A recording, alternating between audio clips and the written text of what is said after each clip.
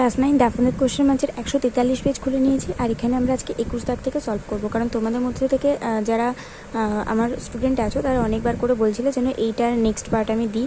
আর এটা transformation of সেন্টেন্সেসের chapter, আর আমরা আগের পার্টে 1 দাগ থেকে 20 দাগ পর্যন্ত সলভ করেছিলাম। তোমরা যারা সেই ভিডিওটা দেখোনি তারা অবশ্যই ইউটিউব থেকে দেখে নিতে পারো।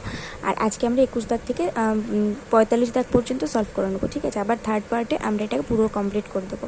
তো যারা যারা চ্যানেলে নতুন, চ্যানেলটিকে সাবস্ক্রাইব করে পাশে থাকা বেল আইকন প্রেস করে দিও আর অল বাটনটা অন করে দাও, যাতে আমি ভিডিও আপলোড করার সাথে সাথে তোমাদের কাছে নোটিফিকেশন চলে যায়। তো দেখো এখানে আমাদের ফার্স্টে আছে যে Shahjahan was one of the greatest empires in India. Positive ডিগ্রিতে নিতে বলেছে। তো আমরা জানি ওয়ান অফ দ্য থাকলে পজিটিভ ডিগ্রি করতে বললে আমাদের ভেরি ফিউ দিয়ে করতে হয়। তাহলে very few empires in India was as great as Shahjahan, এরকম লিখবো। এটা ওয়াজ হবে না, ঠিক আছে, এটা ওয়্যার হবে। আমি ভুল করে ওয়াজ লিখে দিয়েছি, যেহেতু এটা আমাদের বহু বচন তার জন্য ওয়্যার হবে। Very few empires in India were as great as Shahjahan, এটা হচ্ছে আমাদের আনসার। সেকেন্ডে আছে alas he died so young. হাই, সে খুব তাড়াতাড়ি মারা গেল। অ্যাসার্টিভ সেন্টেন্সে করলে কী হবে? এটা খুবই দুঃখজনক যে সে তাড়াতাড়ি মারা গেল। It is so sorrowful that he died so young. এরপর আছে লিসেন টু ইউর প্যারেন্টস। তোমার বাবা মায়ের কথা শোনো। কমপ্লেক্স সেন্টেন্সে করলে কী হবে? সেটাই শোনো যেটা তোমার বাবা মা বলছে। লিসেন হোয়াট ইউর প্যারেন্টস সে। এরপরে আছে দ্য স্টুডেন্ট ইজ ডাল। ছেলেটি অতটা ভালো নয়, পড়াশোনায় অতটা ভালো নয়। তাহলে নেগেটিভ সেন্টেন্সে করলে কী করবো? The student is not bright. ছেলেটি অতটাও উজ্জ্বল নয়। The story is too simple to need an explanation. তো এটা আমাদের বলেছে টু রিমুভ করে রিমুভ করতে। তো আমরা জানি টু রিমুভ করলে আমাদের সো দ্যাট দিয়ে করতে হয়, আর সো দ্যাট দিয়ে করলে আমরা এভাবেই করে থাকি। The story is so simple that it need not any explanation. এবার আছে who does not love children. কে চিলড্রেনকে ভালোবাসে না? তার মানে কি সবাই চিলড্রেনকে ভালোবাসে। অ্যাফার্মেটিভ করলে কি হবে? Everyone loves children. এবার আছে as you lie in bed you watch through the window the moon separating itself from the shadow of the trees. এটাকে সিম্পল করলে কি হবে? আমরা জাস্ট এটাকে পার্টিসিপল করে দেবো। লাইয়ের সাথে আইএনজি যোগ করে লাইং ইন বেড করবো। Lying in bed comma you watch through the window the moon separating itself from the shadow of the trees, এটাই হবে অ্যান্সার। এরপরে আছে he is too tired to walk alone. এটাকে simple, complex আর compound তিনটে দিয়েই করতে বলা হয়েছে। তাহলে আমরা যদি এখানে কমপ্লেক্সে করি তাহলে আমাদের সো দ্যাট দিয়ে করতে হবে। আমরা জানি টু থাকলে সেটাকে কমপ্লেক্স করতে বলে সো দ্যাট দিয়ে করতে হয়। তাহলে হি is so tired that he can not walk alone, এটা আমরা কমপ্লেক্স করলাম। যদি সিম্পলে করি তাহলে কী করবো? এই বাক্যটা অলরেডি সিম্পল সেন্টেন্সেই আছে। টু আছে মানে এই বাক্যটা অলরেডি সিম্পল সেন্টেন্সেই আছে, ঠিক আছে।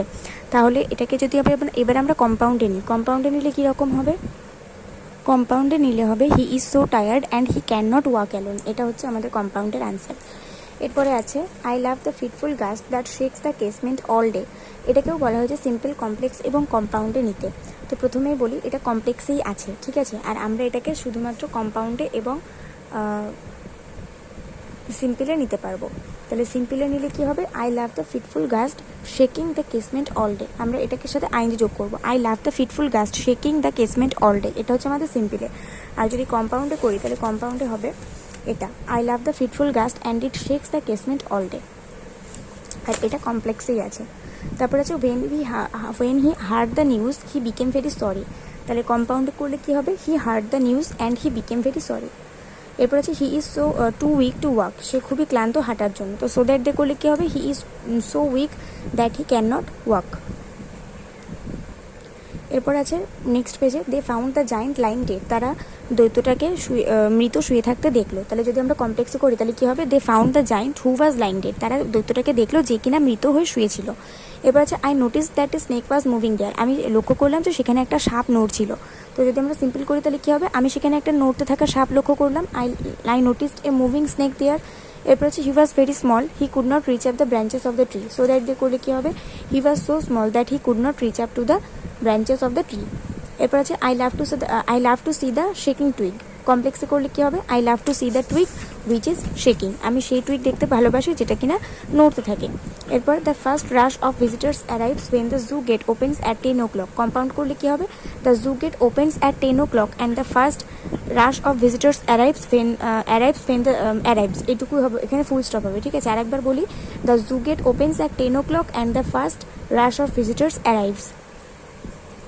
এরপর আছে the room was too small to accommodate all the guest. এটাকে আমাদের সো দ্যাট দিয়ে করতে বলা হয়েছে। তাহলে the room was so small that it could not accommodate all the guest.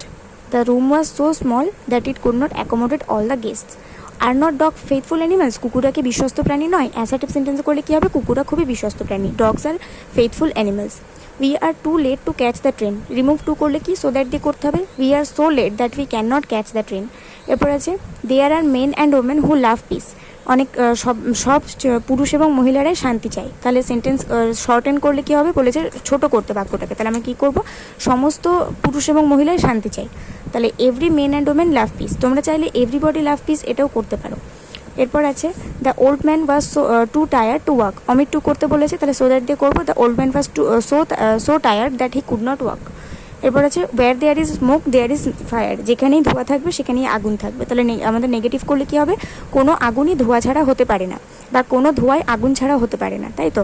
তাহলে no smoke is without fire. That he succeeded surprises all, সে যে সফল হয়েছে সেটা সকলকে বিস্মিত করেছে। সিম্পল করলে কী হবে? তার সফলতা সকলকে বিস্মিত করেছে। His success surprises all.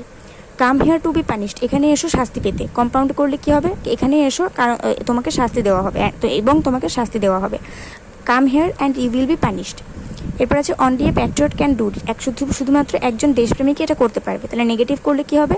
না, আমরা বলেছি আমি জানি, আমি তোমাদেরকে সবসময় বলে থাকি যে অনলি থাকলে যদি সেটাকে নেগেটিভ করতে বলে তাহলে অনলির পরিবর্তে নানবার্ড বসিয়ে দিতে হয়, আর কিন্তু কোনো পরিবর্তন হয় না। তাহলে অনলির পরিবর্তে নানবার্ড লিখলাম, none but a patriot can do it, আর কেউই না কিন্তু একজন দেশপ্রেমিক এটা করতে পারবে।